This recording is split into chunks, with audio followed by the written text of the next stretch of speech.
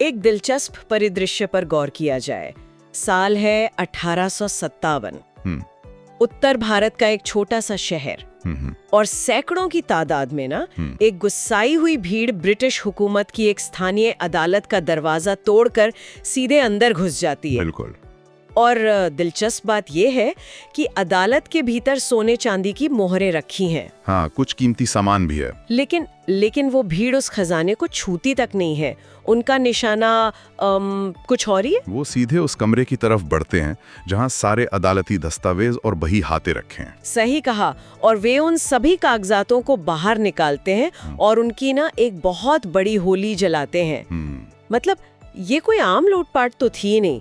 सोचने वाली बात है, अगर ये महज एक सैनिक बगावत थी तो भला आम लोग कर्ज के कागजात क्यों जला रहे थे? देखिए, यही वो बिंदु है जहां सतह पर दिखने वाला इतिहास और उसकी असली गहराई दोनों अलग-अलग दिशाओं में जाते हुए नजर आते हैं। बिल्कुल।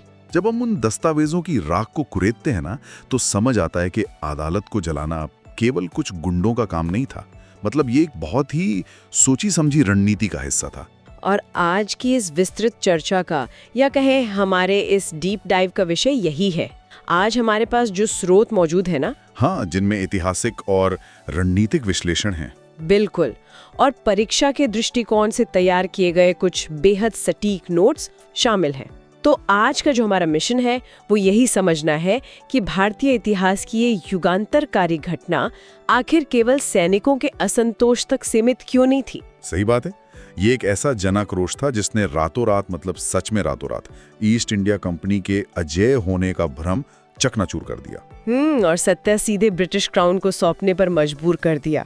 लेकिन शुरुआत वहीं से करते हैं जो अक्सर किताबों में सबसे ऊपर लिखा होता है, वो चर्बी वाले कारतूस। जी। क्या वाकई एक कारतूस इतना बड़ा तूफान खड़ा कर सकता है या ये केवल एक मिथक है? इस सवाल की तह तक जाने के लिए ना, इतिहास की दो अलग अलग अवधारणाओं के बीच की जो बारीक रेखा है उसे समझना बहुत आवश्यक है। एक होता है सैन्य विद्रोह, जिसे अंग्रेजी में हम म्यूटिनी कहते हैं। हाँ, म्यूटिनी। और दूसरा होता है एक व्यापक जन विद्रोह, सिविलियन रिबेलियन। देखिए, सैन्य विद्रोह का सीधा सा अर्थ है कि सेना के जवानों ने अपने कमांडरों के आदेश मानने से इनकार कर दिया है। मतलब ये एक अनुशासनहीनता का मामला है ना? बिल्कुल। इसे ना किसी कारखाने के उदाहरण से समझते हैं। मान लिया जाए कि किसी कारखाने के कुछ मजदूर काम के घंटे ज्यादा होने या वेतन कम होने की वजह से हड़ताल कर देते हैं। हाँ। वे मशीनें बंद कर देते हैं और कारखाने के भीतर ही धरने पर बैठ जाते हैं। तो ये तो हुआ सैन्य विद्रोह, यानी म्यूटिनी। सही कहा। लेकिन अगर उस कारखाने के मजदूरों के समर्थन में पूरा का पूरा शहर अपनी दुकानें बंद कर दे, अरे हाँ, आसपास के किसान सड़कों पर उतर आए और कारखाने के मालिक के खिलाफ पूरे इलाके में एक समानांतर सत्ता खड़ी कर दी जाए, तो फिर वो हड़ताल नहीं रह जाती, वो एक जन आंदोलन बन जाता है। ये तुलना, मतलब ये जो रूपक आपने दिया, ये स्थिति को बिल्कुल स्पष्ट कर देता है। 1857 के मामले में यही कारखाना ईस्ट इंडिया कंपनी की सेना थी और मजदूर वो भारतीय सिपाही थे। हमारे स्रोतों में ना एक बहुत ही महत्वपूर्ण सिद्धांत पर जोर दिया गया है, जिसे हम सिपाही किसान लिंक कह सकते हैं। अच्छा, ये सिपाही किसान लिंक क्या है? देखिए, आज के दौर में सेना एक अलग और बेहद पेशेवर संस्था होती है, लेकिन उस समय जो बंगाल आर्मी थी उसका ढांचा ऐसा नहीं था। सेना में भर्ती होने वाला जो अधिकांश वर्ग था वो अवध और उसके आसपास के ग्रामीण इलाकों से आता था। वे सिपाही कोई किराए के लड़ाके नहीं थे, वे असल में, मतलब कह सकते हैं कि वर्दी पहने हुए किसान ही थे। लेकिन मुझे यहाँ थोड़ा उलझन हो रही है। मतलब अगर वो व्यक्ति सेना में भर्ती हो गया है और उसे कंपनी से बाकायदा नियमित वेतन मिल रहा है, तो फिर उसका किसानों के मुद्दों से इतना गहरा जुड़ाव कैसे बरकरार रहा? वो तो अब ब्रिटिश सरकार का कर्मचारी था ना। वेतन मिलना एक अलग बात है, लेकिन उनकी सामाजिक और आर्थिक जड़ें तो पूरी तरह से गांव में ही थी ना। इसे इस तरह से देखा जाना चाहिए कि छावनी में बैठा सिपाही भले ही ब्रिटिश वर्दी पहनता हो, हाँ, लेकिन जब अवध के उसके गांव में बारिश नहीं होती थी या जब कोई ब्रिटिश अधिकारी उसके पिता की जमीन पर 3 गुना भारी टैक्स थोप देता था, तो वो दर्द सीधे छावनी तक पहुंचता था। बाप रे। जब गांव में रहने वाला उसका भाई वो भारी कर चुकाने के लिए अपनी पुश्तैनी जमीन किसी साहूकार के पास गिरवी रखता था ना, तो उस सिपाही का वेतन भी उस कर्ज को चुकाने में नाकाफी साबित होता था। अच्छा, यानी वो जो वर्दी थी वो उसे अपने परिवार की पीड़ा से अलग नहीं कर सकती थी। बिल्कुल नहीं। और यही वजह है कि जब 10 मई 1857 को मेरठ में सैनिकों ने बगावत की ना, हाँ, मेरठ वाली घटना, तो वो खबर गांव-गांव में आग की तरह फैल गई। जो किसान वर्षों से अपने गुस्से को दबाए बैठे थे, उन्हें लगा कि अरे अब तो कंपनी की सबसे बड़ी ताकत मतलब उसकी सेना ही उसके खिलाफ हो गई है। तो ऐसे में किसानों और शहर के आम नागरिकों को उस विद्रोह में शामिल होने में जरा भी संकोच नहीं हुआ। बिल्कुल, चंद दिनों के भीतर ही ये पूरी घटना छावनियों की चारदीवारी से बाहर निकलकर एक भयंकर राजनीतिक जन आंदोलन में तब्दील हो गई। तो आप वापस उस कारतूस वाले मुद्दे पे लौटते हैं। अगर असली वजह ये सिपाही किसान लिंक और भारी टैक्स ही था, तो फिर आज भी चर्बी वाले कारतूसों को ही सबसे बड़ा कारण क्यों माना जाता है? क्या उन कारतूसों की कहानी सिर्फ गढ़ी गई थी? नहीं, कहानी घड़ी हुई नहीं थी। हाँ। कारतूसों में गाय और सुअर की चर्बी के इस्तेमाल की खबर बिल्कुल सच थी और इसका धार्मिक भावनाओं पर बहुत गहरा असर पड़ा था। लेकिन इतिहास के विश्लेषण में इसे चिंगारी और बारूद के नजरिए से देखा जाना चाहिए। अच्छा, चिंगारी और बारूद। हाँ, कारतूस की घटना ने सिर्फ एक ट्रिगर या चिंगारी का काम किया। असली सवाल तो यह है कि वो चिंगारी जिस ढेर पर गिरी, वो बारूद आखिर किसने और कैसे इकट्ठा किया था। तो मतलब वो बारूद दरअसल वे नीतियां थीं, वो स्ट्रक्चरल कारण थे जो दशकों से भारतीय समाज की जड़ों जो खोखला कर रहे थे। एकदम सही। ये जो असंतोष था, ये रातों रात पैदा नहीं हुआ था। इसके पीछे बहुत से स्ट्रक्चरल कॉजेज या संस्थागत कारण थे। ब्रिटिश हुकूमत की भू राजस्व नीतियां बेहद निर्मम थी। देखिए, पहले के समय में जब भारतीय राजा लगान वसूलते थे तो वो उपज का एक हिस्सा होता था। अगर किसी साल सूखा पड़ गया और फसल खराब हो गई तो राजा लगान माफ कर देता था, जो कि लॉजिकल भी है। बिल्कुल। लेकिन अंग्रेजों ने एक नई व्यवस्था लागू की। उन्होंने लगान को नगद रकम में तय कर दिया, जिसका फसल के अच्छे या बुरे होने से कोई लेना देना था ही नहीं। इसका मतलब है कि अगर सूखा पड़ा है और खेत में अनाज का एक दाना भी पैदा नहीं हुआ है, तब भी किसान को तय की गई नकद रकम अंग्रेजों को देनी ही पड़ेगी। हाँ, और यहीं से पूरी तबाही की शुरुआत हुई। उस नगद रकम को चुकाने के लिए बेचारा किसान मजबूर होकर साहूकारों और महाजनों के पास जाता था। साहूकार मनमाने ब्याज दर पर कर्ज देते थे और जब किसान कर्ज नहीं चुका पाता था तो ब्रिटिश अदालतों के नियम उन साहूकारों के पक्ष में खड़े होते थे।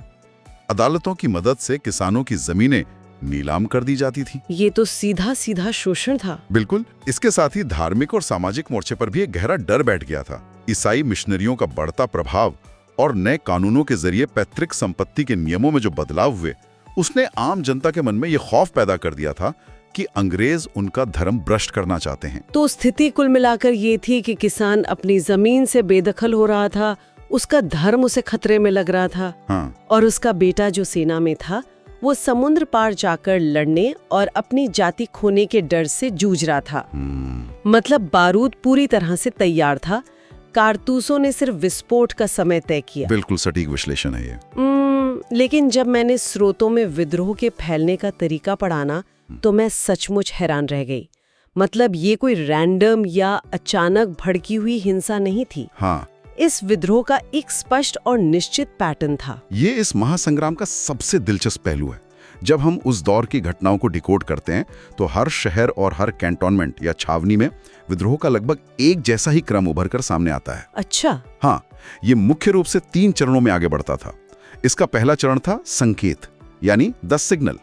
विद्रोही सैनिक छुपकर हमला करने के बजाय बाकायदा ऐलान करते थे। ऐलान कैसे? शाम के समय एक तोप का गोला दागा जाता था, या फिर पूरी छावनी में जोर जोर से ढोल और नगाड़े बजाकर बिगुल फूका जाता था। ये इस बात की सार्वजनिक घोषणा होती थी कि हमने ब्रिटिश हुकूमत की सत्ता को अस्वीकार कर दिया है। अरे वाह! और ये ऐलान होते ही उनका अगला कदम क्या होता था? मतलब क्या वे सीधे ब्रिटिश अधिकारियों के घरों की तरफ भागते थे? नहीं, यही तो उनकी रणनीतिक समझ दिखाई देती है। उनका दूसरा कदम होता था शस्त्रागार पर कब्जा करना। विद्रोही सबसे पहले हथियारों की तरफ बढ़ते थे ताकि सारे हथियार और गोला बारूद उनके नियंत्रण में आ जाएं। लॉजिकल है। इसके तुरंत बाद सरकारी खजाने या ट्रेजरी पर धावा बोला जाता था। वे अच्छी तरह जानते थे कि किसी भी लंबी लड़ाई को लड़ने के लिए हथियारों के साथ साथ धन की भी उतनी आवश्यकता होगी। बिल्कुल, बिना खजाने के वे अपनी समानांतर सरकार कैसे चलाते? सही बात है। ये तो किसी बहुत ही परिपक्व सैन्य अभियान जैसा लगता है। तो संसाधनों पर कब्जा करने के बाद आता होगा तीसरा चरण, संस्थागत विनाश। बिल्कुल।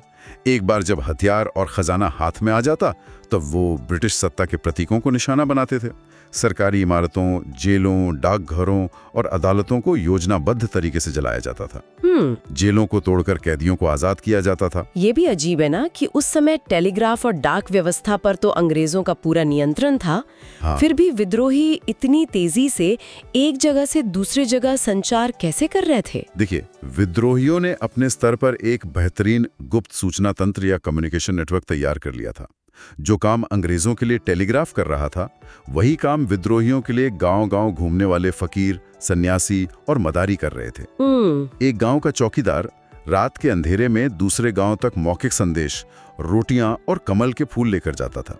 ये एक संकेत होता था कि कुछ बड़ा होने वाला है। अच्छा, अब यहाँ एक ऐसा सवाल उभरता है जिसने शुरुआत में मुझे थोड़ा उलझा दिया था। जी बताइए। अगर ये लड़ाई अंग्रेजों को देश से बाहर निकालने के लिए थी, तो फिर विद्रोहियों ने अपने ही देश के लोगों, विशेषकर उन स्थानीय साहूकारों और अमीर जमींदारों पर इतने हिंसक हमले क्यों किए? इस सवाल का जवाब उस समय की सामाजिक संरचना में छिपा है। देखिए, एक साधारण गरीब किसान के लिए लंदन में बैठा ब्रिटिश साम्राज्य या कलकत्ता का कोई बड़ा अफसर एक अदृश्य दुश्मन था। उसने कभी उन्हें देखा ही नहीं था। उसके जीवन में ब्रिटिश सत्ता की क्रूरता का जो जीता जागता चेहरा था ना, वो वही स्थानीय साहूकार या अमीर वर्ग था। मतलब इसे इस तरह कह सकते हैं कि वे सूदखोर दरअसल ब्रिटिश अन्यायपूर्ण व्यवस्था का ही एक भौतिक स्वरूप या फिजिकल मैनिफेस्टेशन बन चुके थे। बिल्कुल। ब्रिटिश भूराजस्व नीति तभी सफल हो सकती थी जब ये स्थानीय साहूकार उनके सहयोगी बने। जब किसान बर्बाद होता था तो उसकी जमीन इन्हीं साहूकारों के पास जाती थी। अदालतें अंग्रेजी थी, लेकिन उन अदालतों में जो कर्ज के बही खाते पेश किए जाते थे, वे इन्हीं सूदखोरों के होते थे। हाँ, इसीलिए विद्रोहियों का गुस्सा केवल गोरे अधिकारियों तक सीमित नहीं था। और मुझे याद है, हमारे नोट्स में इस बात को याद रखने के लिए एक बहुत ही सटीक निमोनिक दिया गया है। हाँ, वो LBK वाला। बिल्कुल, LBK यानी rebels broke the bank. L से लखनऊ, B से बरेली और K से कानपुर। ये वो प्रमुख शहर थे जहां विद्रोहियों ने विशेष रूप से सूदखोरों और ब्रिटिश समर्थकों को निशाना बनाया। अदालतें इसलिए जलाई गईं क्योंकि उनमें रखे कागजात पीढ़ियों तक चलने वाली गुलामी के दस्तावेज थे। और जब ये इमारतें जल रही थी ना, तो केवल ईंट और पत्थर नहीं टूट रहे थे, बल्कि सदियों पुराना सामाजिक ढांचा भी बिखर रहा था।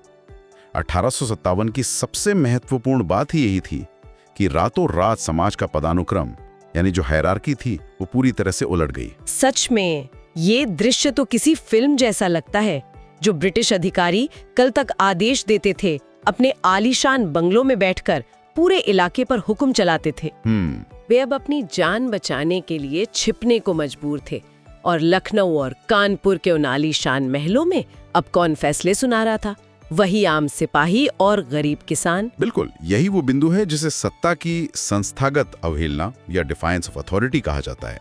जब कोई आम आदमी डरना बंद कर दे और सत्ता के सर्वोच्च सिंहासन पर खुद जाकर बैठ जाए, तो ये साबित हो जाता है कि औपनिवेशिक सत्ता का जो डर था ना, वो पूरी तरह खत्म हो चुका है। लेकिन सर, मेरा मतलब है, यहाँ एक तार्किक पेंच भी है। वो क्या? हम लगातार सैनिकों और किसानों की बात कर रहे हैं। हमने ये भी माना कि सिपाही वर्दी में किसानी था, लेकिन अगर हम उनके तात्कालिक उद्देश्यों को देखें तो वे काफी अलग अलग थे। हाँ। सैनिक इस बात से नाराज था कि कारतूसों में चर्बी है, उसके धार्मिक मर्यादा की बात थी। दूसरी तरफ किसान इसलिए लड़ रहा था क्योंकि उसे भू राजस्व से मुक्ति चाहिए थी। फिर ये दोनों इतने अलग अलग मुद्दे लेकर एक साथ कैसे आए? आपका यह सवाल बहुत लाजमी है। देखिए, दोनों के तात्कालिक दर्द भले ही अलग थे, लेकिन उनका एक साझा आधार मौजूद था, और वो था फिरंगी के प्रति गहरी नफरत और सामाजिक एकजुटता। अच्छा। एक सिपाही भी जानता था कि उसके धर्म को भ्रष्ट करने वाली, और एक किसान भी जानता था कि उसे भुखमरी की ओर धकेलने वाली ताकत एक ही है। हाँ, ईस्ट इंडिया कंपनी। लेकिन किसी भी आंदोलन को एक दिशा देने के लिए एक लीडरशिप की जरूरत होती है ना? बिल्कुल। और शायद यही वजह थी कि मेरठ से बगावत करने के बाद सैनिक सीधे दिल्ली की तरफ भागे और उन्होंने लाल किले में बहादुर शाह जफर को अपना नेता चुना। लेकिन जफर ही क्यों? ये बहुत रणनीतिक कदम था विद्रोहियों का, बहादुर शाह जफर को शहंशाह हिंदुस्तान घोषित करना। जबकि जफर के पास कोई वास्तविक सैन्य शक्ति नहीं थी। हाँ, वो तो बहुत बूढ़े और कमजोर हो चुके थे। बिल्कुल, अंग्रेजों ने उन्हें पेंशन पर रखकर शक्तिहीन कर दिया था, लेकिन उनका नेतृत्व प्रतीकात्मक या सिंबॉलिक था। इससे पूरे आंदोलन को एक राष्ट्रीय स्वरूप और वैधता यानी लेजिटिमेसी मिल गई। और जफर को नेता मानने का एक बहुत बड़ा फायदा ये भी हुआ कि इसने हिंदू मुस्लिम एकता को मजबूती से स्थापित कर दिया। सही कहा, दोनों समुदायों ने उन्हें अपना रहनुमा मान लिया। अब चूंकि हम एग्जाम के दृष्टिकोण से भी चीजों का विश्लेषण कर रहे हैं, तो श्रोताओं के लिए उन भ्रांतियों या मिथकों को जानना भी जरूरी है जो अक्सर इस महासंग्राम को लेकर पाले जाते हैं। हाँ, मुख्य रूप से दो बड़े ट्रैप्स या भ्रम हैं। पहला है भूगोल का जाल यानी ज्योग्राफी ट्रैप। एक आम धारणा ये बन गई है कि ये विद्रोह पूरे भारत में फैल गया था। लेकिन सच तो ये है कि ये मुख्य रूप से उत्तर और मध्य भारत तक ही सीमित था ना? बिल्कुल, दिल्ली, अवध का इलाका, रुहेलखंड ये प्रमुख केंद्र थे, जबकि दक्षिण भारत इससे लगभग पूरी तरह अछूता रहा। और दूसरा ट्रैप है इसके स्वरूप या नेचर का जाल। हाँ, यह केवल सिपाही मुतनी या धर्म का युद्ध नहीं था, बल्कि दमनकारी नीतियों के खिलाफ एक व्यापक सामाजिक आर्थिक जन विद्रोह था। तो चलिए आज की इस विस्तृत चर्चा की एक स्मार्ट समरी पेश करते हैं। आज हमने यह समझा कि यह विद्रोह आर्थिक यानी भूराजस्व, सैन्य यानी सैनिकों का असंतोष और सामाजिक यानी धार्मिक हस्तक्षेप, इन तीनों कारकों का एक अभूतपूर्व संगम था। बिल्कुल सही, ये एक ऐसा भूचाल था जिसने ब्रिटिश साम्राज्य की नींव हिला दी।